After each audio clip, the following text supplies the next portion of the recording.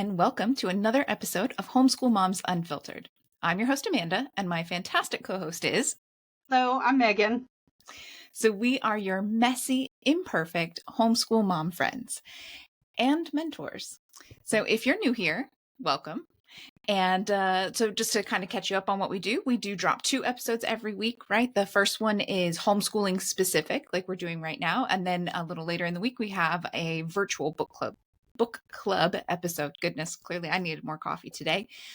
So today's topic is how video games can boost learning and strengthen bonds. So we've done a few different episodes lately about curriculum and various resources that especially appeal to more traditional homeschoolers. But there are loads of ways to successfully homeschool, some of which, like game schooling, can be super misunderstood and underappreciated. Yes, absolutely. I know I thought when you introduced game schooling, people are probably like, Amanda just introduced game schooling, but we're going to have some fun today. This is normally when we talk curriculum, we're outside my wheelhouse. Today we're outside Amanda's, right? Mm-hmm. So today we'll be chatting all things game schooling with the incomparable Devyn Ricks of Devyn's Video Game Universe. Hello, Miss Devyn. Hello, it's so good to see you guys. I'm super excited for today. Yeah, so we are excited to dive in. We've got lots to talk to you about today. Oh, and it's Miss Devyn's birthday. Happy birthday. Happy birthday. Thanks. Yeah, it's going to be hard for me to not call you Miss Devyn because my kids take class with Devyn and her and people on her team. And so, like, she's just been Miss Devyn in my life for so many years. But yeah, she's a grown-up. I'm a grown-up. You can just call me Miss Devyn. That's fine. It works, right? It's kind of like who I am now. You know, I'm like, I'm Miss Devyn. Actually, just call me Devyn. That's fine. Either works. But my parents live with us and we have contractors that'll come to the house and they all call my mom Grammy because it's just like, that's how they know her. And so like these like grown men that show up to her will be like, hey, Grammy, do you have blah, blah, blah? And I'm like, roll with it, Grammy. So Love it. Devyn, we start off our episodes with a traditional weekly recap. So kind of our imperfect moments of the week. So how's your week been, Amanda? My week has been okay, actually. So we live in Southern California and we live quite close to the coast. And just yesterday, my kiddo's afternoon parkour class got canceled. It's in the outside. It's in a park. Ooh. And the person messaged me and was like, it's a really hot day. If you want to bring extra water, you can, but the other 2 kids have canceled. So, your kiddo would be the only one. We can totally cancel and just meet next week. I'm happy to refund it. And I had also had to do a landscape walk in my community. I'm on the landscape committee and we look at stuff and everyone was complaining about how hot it was. And I was like, how hot is it? I mean, it's a little uncomfortable. Like I'm a little sweaty. How hot is it? And I looked it up and it's 86 degrees. Yeah, it was like Southern Californians in heat. Everyone's losing their mind. We can't handle it, right? Just like, we're so weak. We're so weak when it comes to heat. So that was like a little bit of a funny thing. I took a screenshot and thought I would send it out to our book mom group, actually. We're just kind of dealing with like the random things that are popping up. I've been super busy because this is the week that like I had to turn in our lesson plans for the first semester. I also had to submit all of our purchase orders for our instructional funds, which is a thing in California and some other states. So I just had like a bunch of paperwork that's a little tedious that I had to actually do. So I've been working on that. And then on top of all of that, as soon as we finish recording, I'm hosting a social for our community. So we have 260 condos in our community and we do a couple big socials every year and it's at a restaurant, which is all fine and good. I've been really busy. I confirmed at the end of July. Yesterday, I emailed the GM of the restaurant, was like, hey, just confirming, want to make sure that we're still on the same page. Like, this is what our budget is, blah, blah, blah. And he messaged me back and he was like, I don't have you on the calendar. Like, can we postpone? I was like, no. Actually, no. Yeah, pretty much. No, like the signs have been up. It went out in the newsletter on like August 2nd, we'll be there. Yeah, like either we're there or we can postpone until like April of next year because we have stuff in September, October, early December. I'm out of town January, February. We have something in March, the schedule is booked. So, so that was a little bit crazy. And then I had to get up early this morning, which I know a lot of people who listen are like, I don't understand how you can get up so late, but we're a late rising family. And I had to actually set my alarm for 6:30 this morning to get up and put up signs all over the community that's like, free food tonight, like tonight, to remind people to before they went to work. That's it. It's actually tonight, like, don't go to happy hour somewhere else, come to our happy hour kind of thing. So like all little things, it just means I'm probably not, I lost quite a few hours of sleep last night that I would normally get. So we'll see how today goes. We're here for it. So how about you? What do you got going on? Just status quo. Like, so last week was okay. The week before, Devyn and I showed up after I had just cried, so that was fun. And I put a drink umbrella in my lemonade to make me feel better. But like status quo, I have one kiddo who's at camp. I actually got like a proof of life from him. I hadn't heard from him in about 2 weeks. And I had texted him something. I was torn. Like, I didn't really want to bug him, but one of his college professors, I'm friends with him on Facebook Messenger because they're a homeschool family in our community. So him and his wife, I'm Facebook friend, and he had sent me something that he thought Ada might be interested that was for sale on Marketplace equipment, a tool thing. And I was like, do I send it? Like, I don't want to interrupt his camp experience, but then at the same time, like if I don't, he'll be like, oh my gosh, I've been dying for one of those and I lost it, So I was like, so I sent it to him and he actually called me. I was like, who are you? I mean, when he travels, like I don't hear from him. I'm like, no news is good news, right? So I got to talk to him, which was good. So that was good. And I voted the dishwasher right before I came, which has been like daunting me because I was like, last night I was like, I just don't. I watched the Democratic National Convention last night and then I just wanted to go to bed. So like, I was like, I really need to do this. So like, it feels good when you've had something kind of like weighing on you that you get done. Even if it's just small like that, like I'm just like, oh, thank gosh, that's done, Yeah, so that's that. I did pull myself together today. We had someone on YouTube tell us that if we don't pull ourselves together, something along the lines of like our kids will never respect us or know how to be functioning adults or something if we don't keep our houses clean and know how to pull ourselves together. And I was thinking like, if your kids only respect you because you have lipstick on, like that seems odd. But I did. So that lady will be really happy. But I've done it. I see you've both got lipstick on too. So you're good mother of the year for all three of us today, right? That is good moms today, wearing lipstick. Our one status as women in life is to look good and show our kids how to make themselves pretty for their husbands when they grow old. I love it. So yeah, that's pretty good. But so I'm pumped to talk game schooling. Let's do this. Welcome, Devyn. So Devyn, would you like to tell us a little bit about yourselves as our newcomer for the week? Yeah, so I've been a gamer my entire life. So I remember playing on the Nintendo 64 and the Super Nintendo when I was just old enough to hold a controller. And it was funny because like I was not good as a child, obviously. And so my brother would be playing a game and he would just give me one that was like unplugged so I could like play along. And I felt like I was like totally part of the adventure. So gaming has been like a big part of my life for forever. And so when I first started with online teaching and developing my own curriculum, I knew I wanted to incorporate gaming because it impacted me so much as a child. And I just loved it. So I started out with doing like Spanish and creative writing classes that were very gaming centered. So instead of like, the apple is red or like the banana is orange or yellow in Spanish, I'd be like Pikachu is yellow and like the whatever, Foy Coco is red. And so I loved it because I was able to bring like this education and this gaming world of mine together. And so what I started to realize though is as I was having these classes, it was my Zelda class. That's like where I think it all started, was with my Zelda creative writing class. Because a lot of people don't realize, but video games have so much depth of character development and story and plot line, just so much depth. And so I loved this class. But my students were like, Ms. Devyn, I'm stuck on this boss or on this level. Can you help me? I'm like, well, I can't really help you because we're talking about writing, but maybe on the last day, we'll have a day where I can help you guys. And then they kept asking me like, Ms. Devyn, I need help with this. Can we have a social club?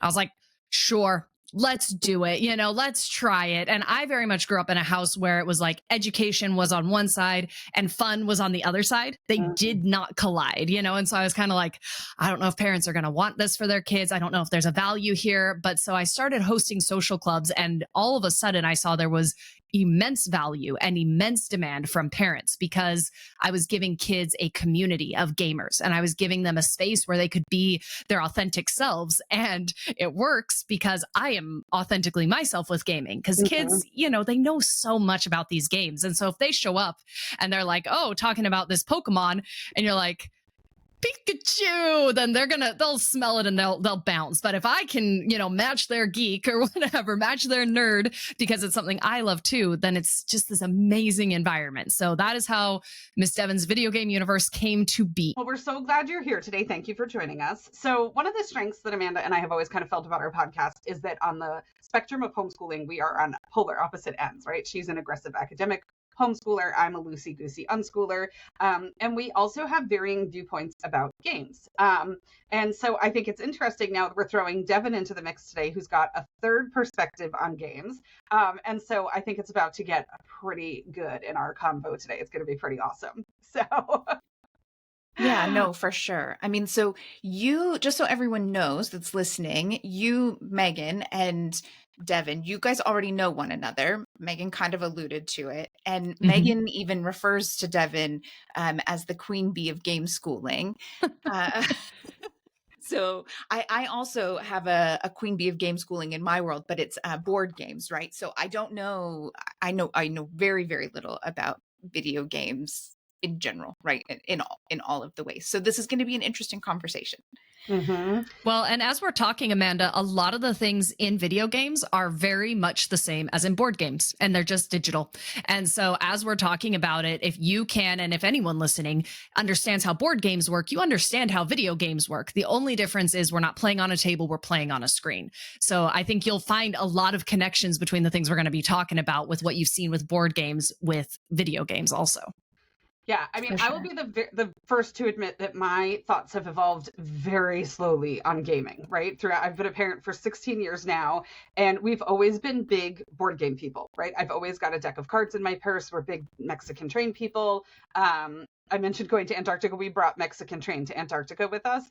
And it was funny because it brought the other gamers out of the woodwork. Somebody was like, I brought Skip Bo. And then another couple was like, we also brought Mexican Train, right? And so we ended up having like little meetups in the lounge where we would all play card games and stuff like that. So we've always been big on those games. When we'd sit at a restaurant, we bring a deck of, we don't go to fancy restaurants, right? I'm not sitting at a place with like linen tablecloths and busting out a deck of cards. But like if we're at a pizzeria while my kids were little, they weren't tablet kids, they were deck of card kids. We'd play Go Fish, we would play whatever. So we've always had that, but I was adamantly against video gaming. Sorry, Devyn, I was like super adamantly against video gaming. Now, spoiler alert, we did get a PS4 about 3 years ago. My kiddo went to Formula One. He's always been he's a car guy. He's my husband's kid, right? And he went to F1 and somebody had a simulator, a driving simulator, and he just had my husband was like, you had to see him. He just had the best time ever. Could we get him a driving simulator? And I was like, oh, it's a slippery slope, and I really didn't want to do it, but we ended up getting it for him. But I will say, Amanda and I, were you in book club, Amanda, when the book club read Raising Critical Thinkers by Julie Bogart? I'm not sure. Okay. I'd have to actually look at it to know. It was, okay, dare I say, because Julie Bogart is the queen bee of homeschooling. It was a little on the dry side. Like it read a little bit like a textbook, but there was a lot of really great info in there. And Julie was more pro gaming than I anticipated she would be, right? She kind of went through all these examples of ways where her kids learned through gaming and stuff like that. And so I kind of had a couple of moments, right? First of all, I flashed back to, I love when I'm struggling with something to take it out of that context and apply the exact same dilemma or like mental juggling to another scenario, right? So when my kids were little, I had one pacifier kid and two stuffy kids, right? And my daughter had her pacifier longer than was quote unquote socially acceptable. She was 3-4 years old by the time she gave it up. We'd taken her to the dentist. She had no dental issues. Like there was no reason to wean the kid off the pacifier. So my husband would be like, when are you going to take the pacifier away?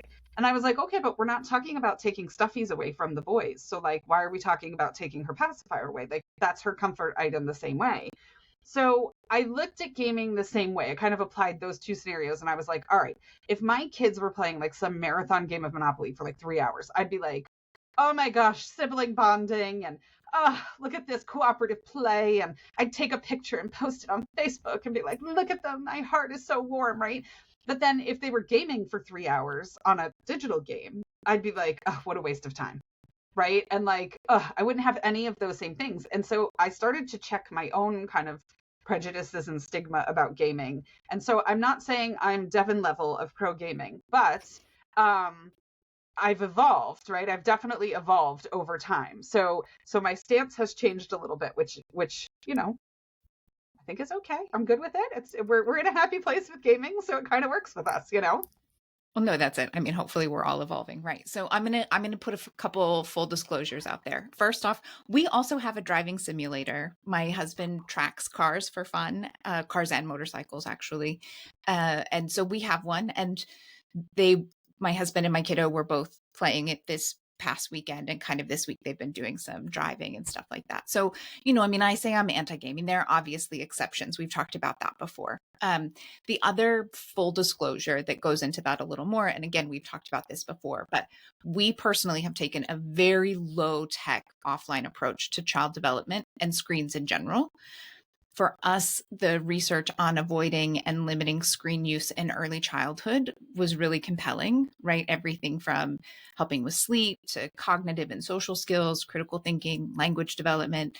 And then in the elementary and teen years, you have those same similar kinds of concerns. And then you get to add in all the fun things like mental health issues and exposure to things that you wouldn't normally have happen in an in-person situation with full adult supervision, right? So like kind of all of those things combined to where like I'm really just personally, I feel like you can almost always learn something really valuable from reading or being creative. And I don't personally feel that that's true with screen time. Now, yes, you can learn from things, right? But you can also just get sucked into screen time and waste hours and not actually learn or enrich yourself in any way, shape, or form. And so for us, just having those set limits kind of for everyone has really helped. Like my husband hates the fact that when we go on vacation, the TV in the hotel room does not get turned on. There is no good reason to turn on a hotel room TV, in my opinion, right? Like everyone brought books. I made sure everyone had books. We were not the cards at the restaurant table. I always have little books. You get a little book. There's either a word book or puzzles or, you know, things like that, like, and talk and that kind of stuff. So it's just a difference, right, in the way that we have done things. So with all of that caution around screens in general, like, I'm going to be honest, game schooling, even with physical board games, isn't something that we have utilized very much in our homeschooling. So here we go. I mean, I'm interested to see how this conversation goes, right? So let's start off with a big picture view. What skills do you think can be learned from gaming? Or through gaming, I guess, maybe. I love that one. Well, and I love that you both gave your perspectives on gaming, because you're absolutely right. Everyone falls on this gaming spectrum in different places, right? And there's not a right and there's not a wrong. It is whatever is right for your family. It is whatever is right for your children. That is the most important thing. And, you know, I've talked with several people before about different games, because some people like this game or don't let their kids play this game, whereas other houses allow that game. And so I completely agree that it's all about how you decide to parent your children, right? There is no right answer or wrong answer. And so what skills, I'm going to talk about a couple things, because there are a few things, Amanda, you said that I loved. And so I'll start off with your direct question, and that is, what skills are learned from video games? What a lot of people who don't game as much as I do see in games is that games are really just a series of puzzles that need to be solved. And you are given limitations on how to solve that puzzle. And so you have to think creatively about how you are going to achieve the goal. And that is in every single game. Some games, it's much more obvious. So a game like Legend of Zelda is what you call an RPG, a role-playing game. You are the character, you're walking around, you're building the story. That is a very, very puzzle-centric game.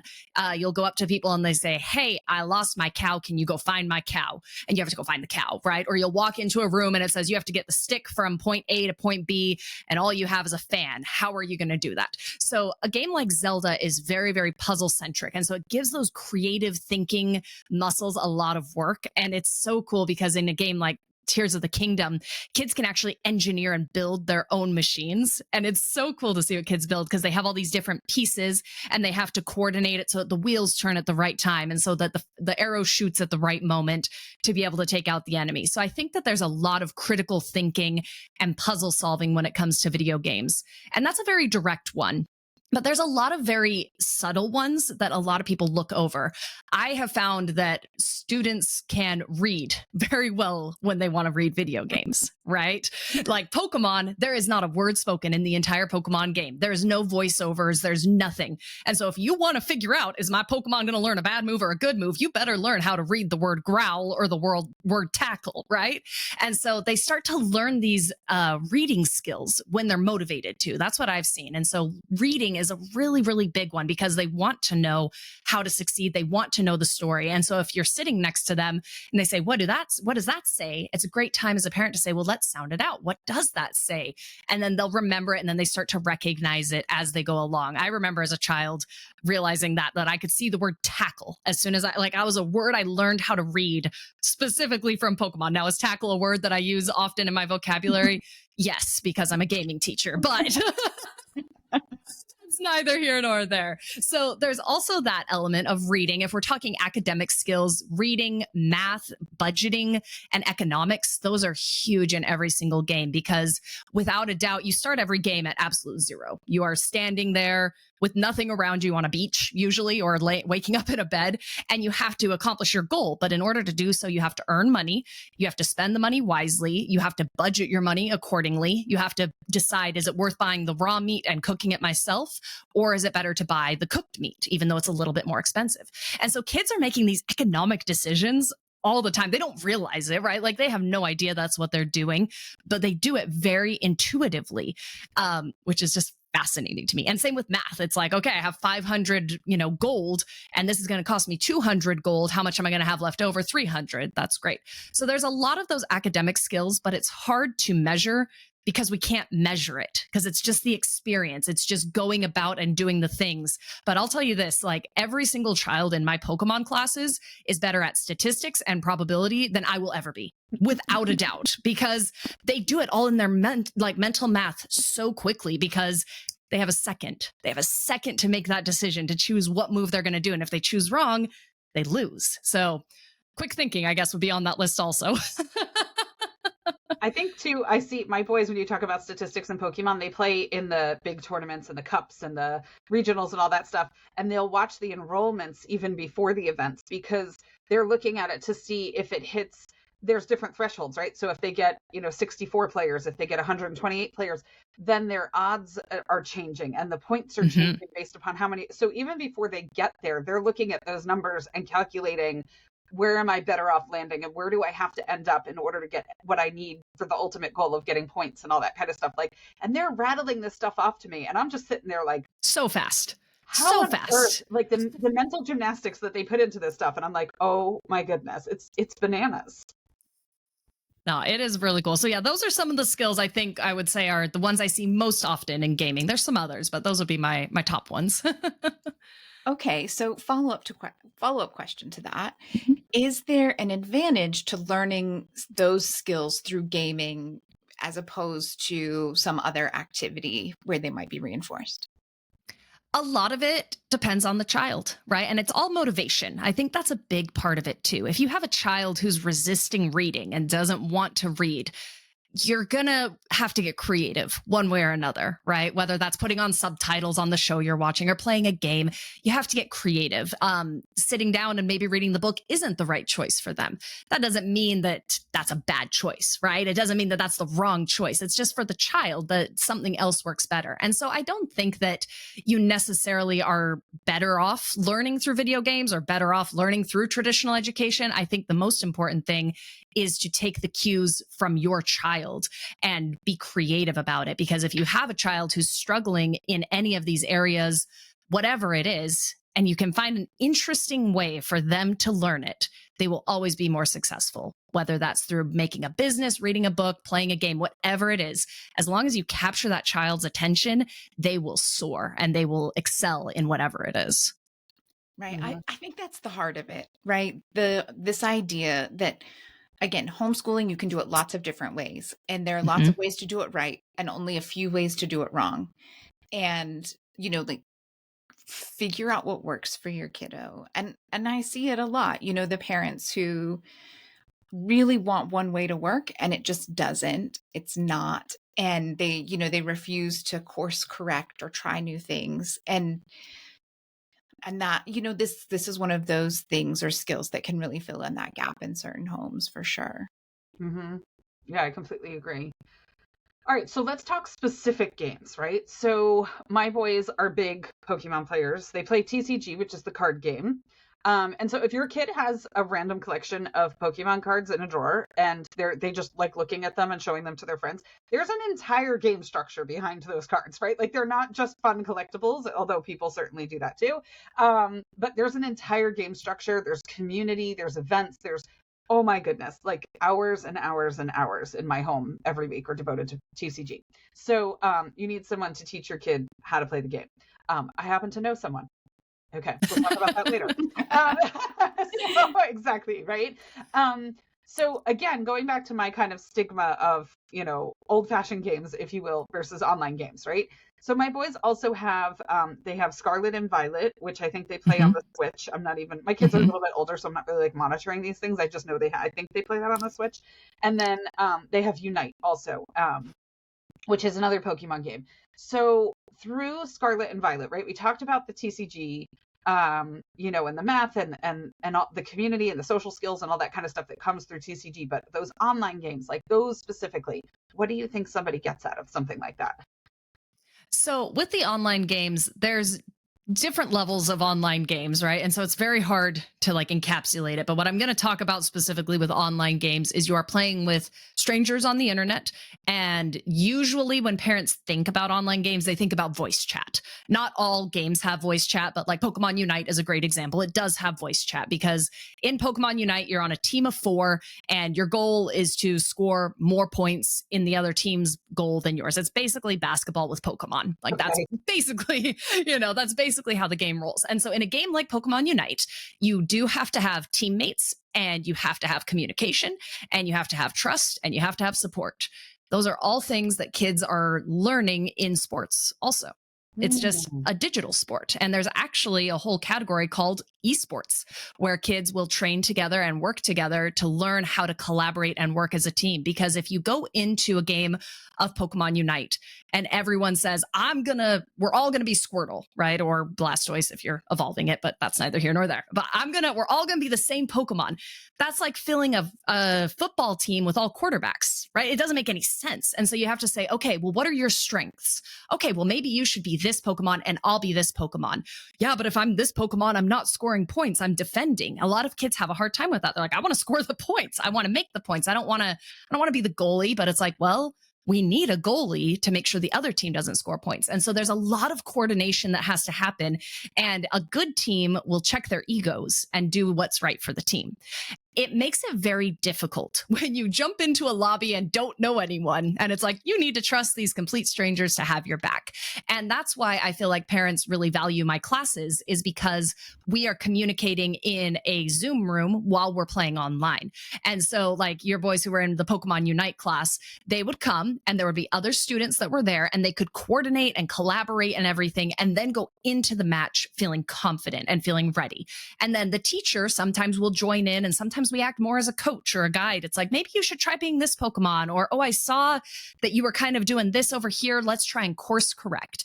So in online games, that's usually the goal, is that you're working as a team to accomplish something. That's the whole point of online, is that you're connecting more than one person.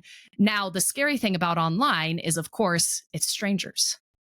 You don't know who your child is playing with. And that is where it is the responsibility of the parent to understand the limitations and the requirements for the game. Because like I said, not all games have voice chat. If it only has text chat, probably a little bit safer. If it has filters, if it has all these different things. And so it's very important as parents, even if you're not a gamer, if you are allowing your child to game, to educate yourself at least a little bit on what kinds of community are around that game and what kind of lobbies are in those games, what kind of people are attracted to that game, because it makes a total difference in the gaming experience. Mm-hmm.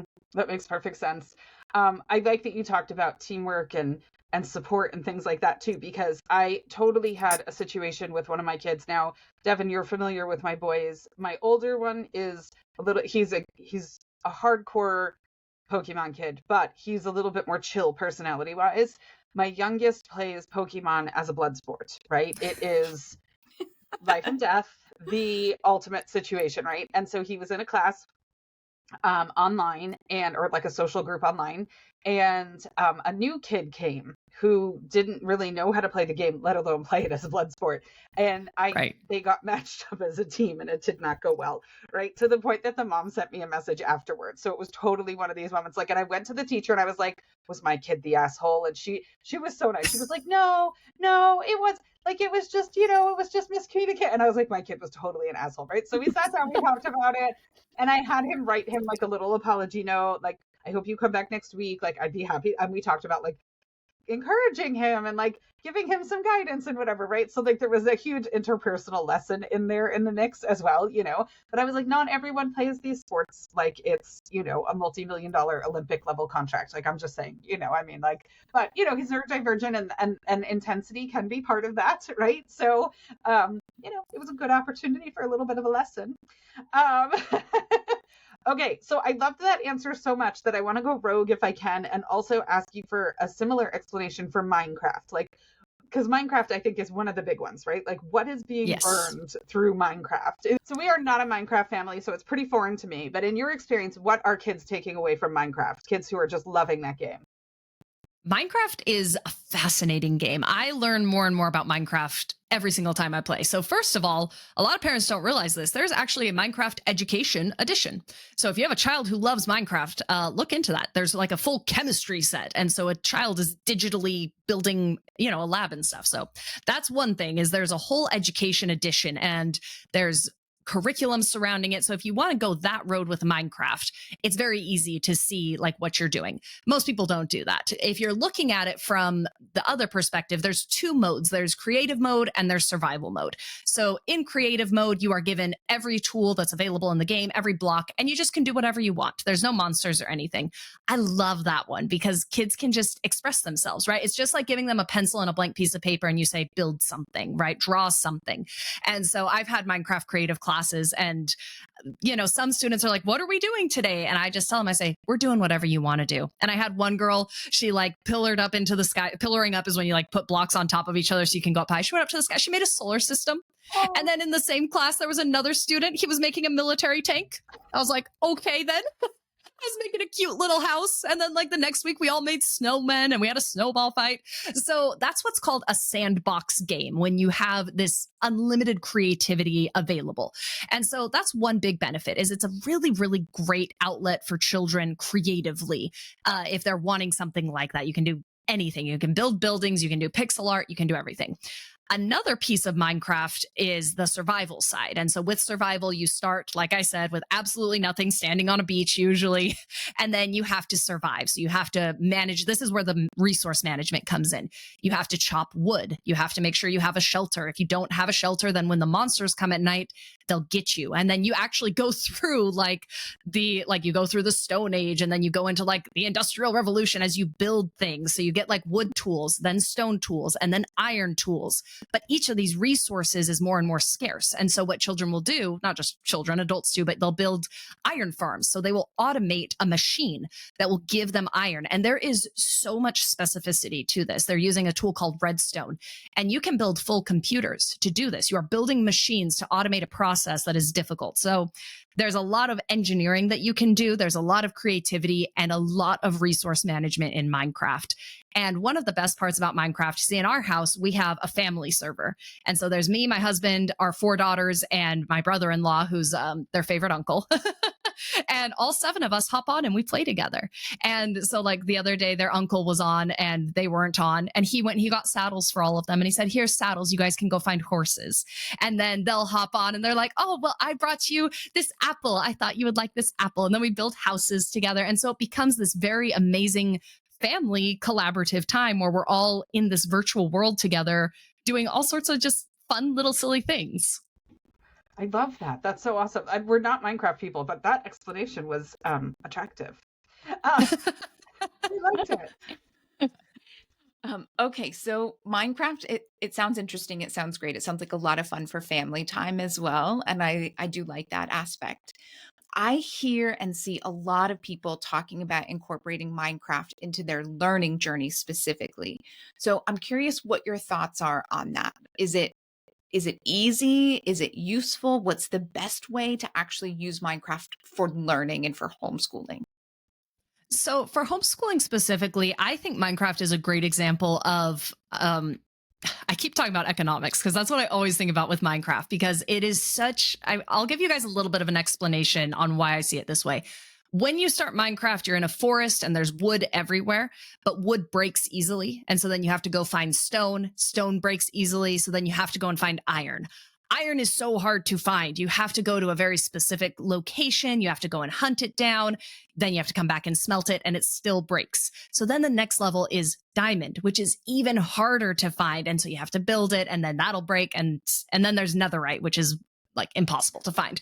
And so kids start to learn as they're doing it that they value iron in a way, like at the very beginning, having iron is just the most amazing thing. I have an iron breastplate. I have an iron helmet. And so they start to learn the value of things. And so I think when we're talking about Minecraft, we take the experience they have and then we put it into their education. So as you're teaching them other things, be like, it's just like iron in Minecraft, right? This is something that we need. That's why gold is so valuable in the real world, or that's why they used this instead of this, or, whatever the lesson is.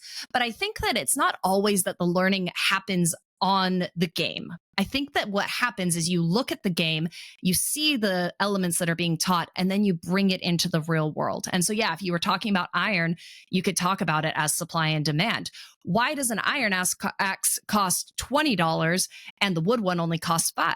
And your child would understand. They'd say, oh, it's because wood is everywhere. It's like, exactly.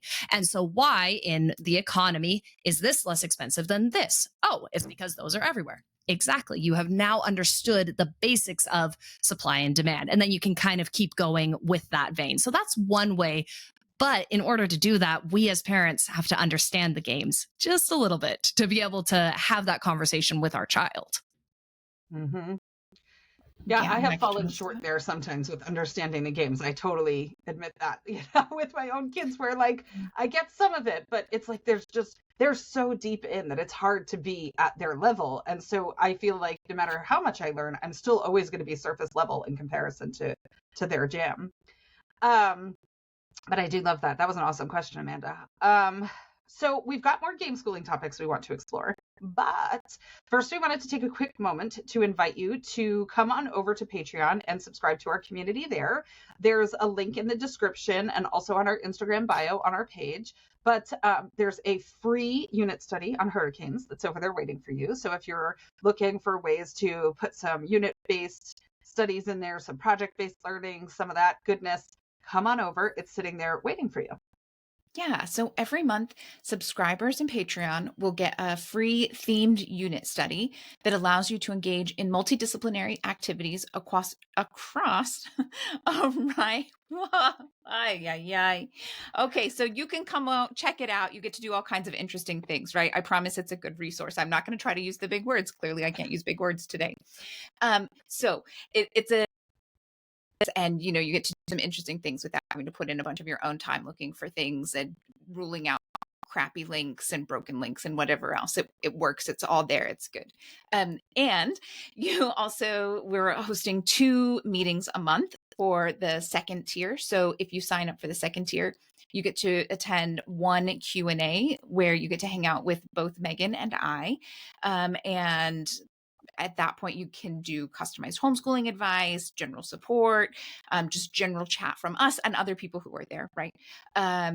And then the other is a mom's night that we'll be doing once a month, where you can, roll up in your PJs, or you can get really cute if you just need a reason to get really cute. We're here for both of them.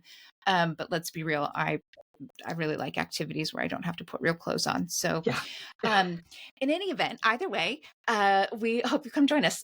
Come check out our Patreon. Yeah, super excited. Can't wait to meet you and have kind of community on a different level. It'll be really fun. Yeah. All right, so here's the deal, right? We'll always be the first ones to admit that what works for one might not work for others. You kind of talked about that before too, Devyn, right? So for example, Minecraft, which we just talked about, was a hot mess for my oldest kiddo, who is now 16.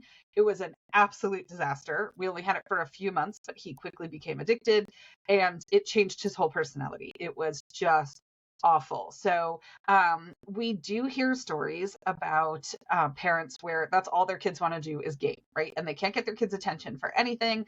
They don't want to do anything outside of gaming. And it does kind of change their kids in a way where that becomes their sole focus and they become a little bit antisocial, et cetera, et cetera. So when you hear stuff like that, do you think that's a sign of gaming addiction, or what do you suggest in those situations? Because I think we hear that a lot in homeschool groups.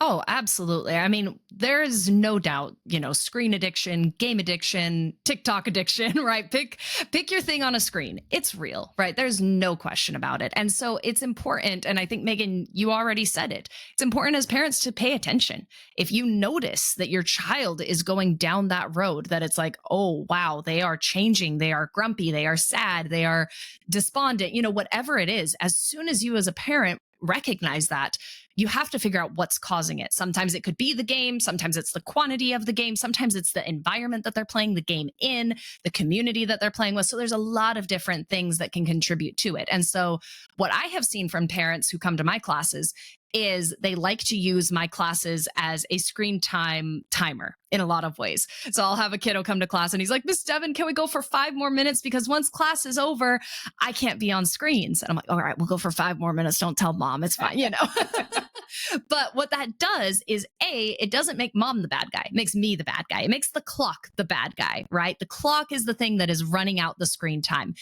Also, this child is now having a social experience while on screen. So he's playing his games, or she's playing her games, or whoever. They're playing the games and they're interacting with peers and they're interacting with an adult. And so it is higher quality screen time, because screen time is not all created equal. I think we all know that. There's a very, very big variety of types of screen time. And so in my classes, we take that screen time and we elevate it to a screen and social time. But I think as parents, the most important thing is just watch those cues from your children, because there are times in our house too where, my daughters, they'll just be playing a game and then after they're done, they're just a different person. I'm like, hey, you need a detox. I'm like, you're not playing games the rest of the night. And they're like, I want to play games. I'm like, I know you do, but your behavior is reflected in that. I was like, do you feel good right now? They're like, no. And I was like, well, why do you think you don't feel good? And they're like, because you took my games away. I'm like, no, that's not why. I'm like, no, you don't feel good because you haven't been outside yet today. Or when was the last time you ate? As parents, that is our job. It is our job to take care of these little humans because they don't always know how to moderate. Now, as time goes on, as they get older, they can see those signs and we don't have to moderate it quite as carefully. But it is important in those early days to make sure that we are giving them a good experience with whatever their interest is. Because the other side of it is that parents hear these stories of like gaming addiction and screen addiction, and it's just like scared, like they're scared. They're like, I don't want my child to do that. But if it's something that your child really loves and is really passionate about, it's also our job as parents to help them pursue that passion in a healthy way. So like my oldest, she loves video games. Like she is me. Like she loves them. She doesn't want to do other stuff. She wants to play video games. She wants to do this. And so I asked her the other day, I said, what do you want to be when you grow up? And she said, well, Mom, I want to make video games for Nintendo. And I was like, all right, well, let's start learning how to code and let's start learning some of the back end of video games. Because if you love video games, if this is your passion, I will pursue it with you.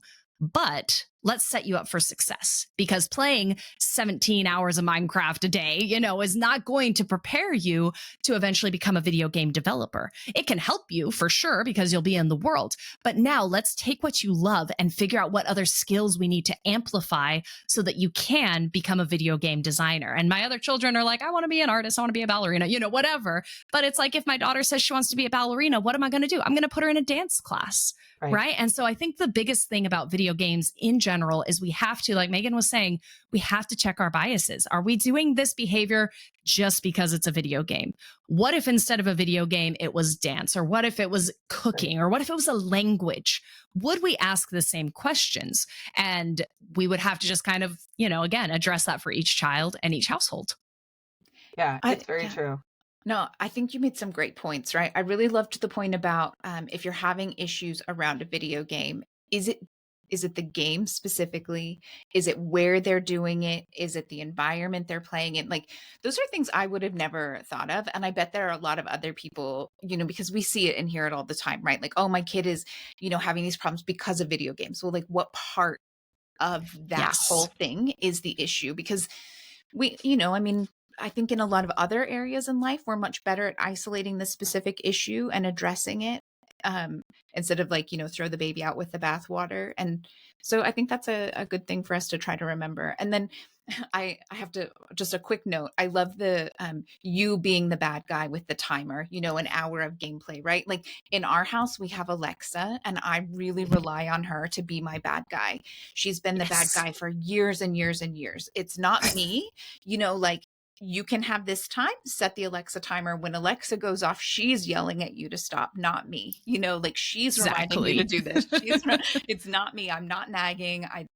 Like our life just doesn't need that, right? And so sometimes we need to be creative about how we put those limits in place without it really impacting our family dynamic, especially when we homeschool, right? Because you're with your kids so much, and for better and worse, you get to be the one to remind them to do their chores and their schoolwork and whatever kind of homework they have from outside classes and all of that. So anyone who can come in a class kind of environment and sort of take some of that burden off is a really nice thing in my world.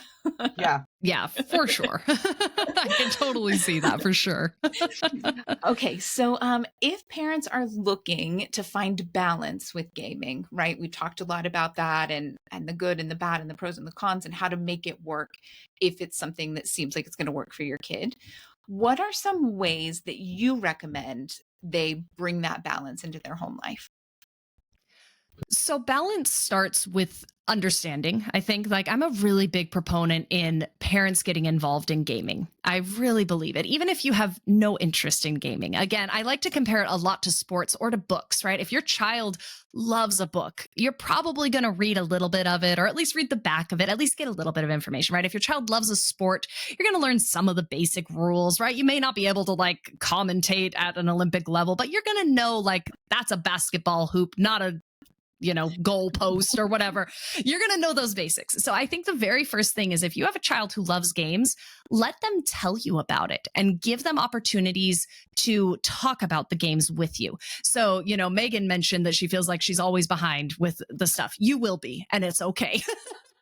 You're never going to catch up. I'm never going to catch up. Right. And so, but what's important is that you're like, okay, well, tell me a little bit about your game. Or even better yet, can you teach me how to play it? Can you teach me how to play this game a little bit? Because then again, I'm all about family time. I'm all about connecting with kids.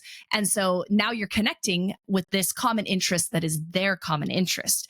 And then you can elaborate on it at the dinner table. Like, oh, did you catch that Pokemon you were looking for? Or did you win that battle you were showing me? So I think that's the first thing is that we've got to take video games out of the screen and bring it into life. That's the first balance, because when it just lives on the screen, especially if like the child is in their room or in the basement, some unsupervised space, that is where the balance can really get off kilter. I'm a big believer. My daughters, they don't have computers in their rooms. They don't have any gaming in their rooms because I'm like, I want to know when you're doing this activity. And so I think that's another balance is where is your child gaming?